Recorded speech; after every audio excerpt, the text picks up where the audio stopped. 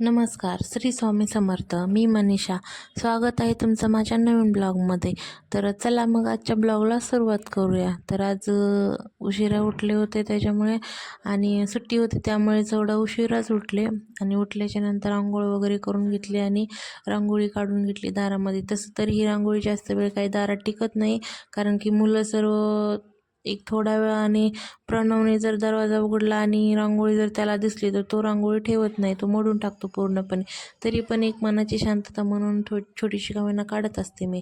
तर तो झोपला होता तोपर्यंत म्हणलं चला रांगोळी काढून घेऊया, चहा वगैरे म्हणजे बरंच कामे आज बाकी होते.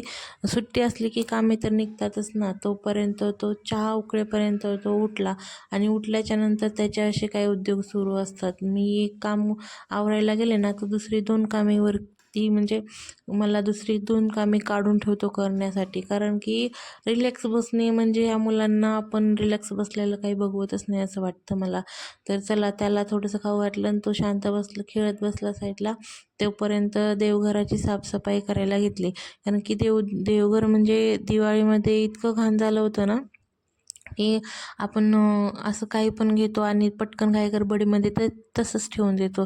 त्याच्यामुळे मग देवघराची साफसफाई पण केली नव्हती. म्हणलं चला आता आज वेळ आहे, आता शाळेला पण आज सुट्टी होती त्यामुळे म्हणलं चला देवघर आवरून घेऊया, देवघराची साफसफाई करून घेऊया. स्वच्छ ओल्या कपड्यांनी पुसून घेतलं आणि नंतर कोरडा कपड्याने एकदा पुसून घेतलं.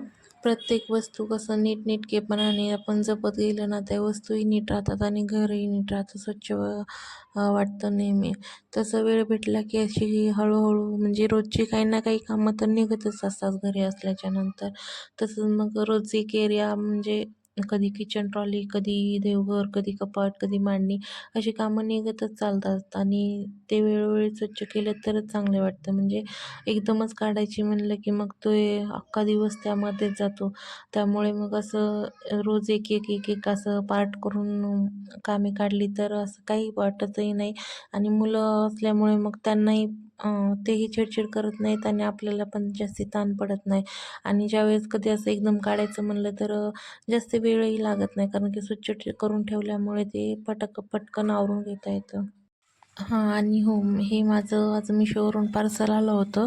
मी या देवासाठी माळा मागवल्या होत्या. खूप छान अशा माळा आहेत आणि याची क्वालिटी पण एकदम मस्त आहे. तसं प्राईस पण खूप खूप कमी आहे. जर कोणाला पाहिजे असेल तर कमेंट करा. मी नक्कीच लिंक देईल तुम्हाला. तर व्हिडिओ कसा वाटला हेही तुम्ही कमेंट करून मला सांगा.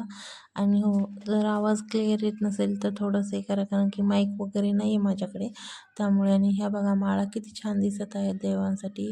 थोडंसं म्हणजे शूट घेताना मला समजलंच नाही की असं हे घ्यायचं म्हणून. थोडं अर्धवट शूट झाल्यामुळे असं दिसत आहे. तर खूप छान माळा दिसत आहेत आणि मला तर खूप छान आवडल्या. तर आजचा ब्लॉग कसा वाटला नक्की सांगा. तर भेटूया पुढच्या ब्लॉगमध्ये. बाय.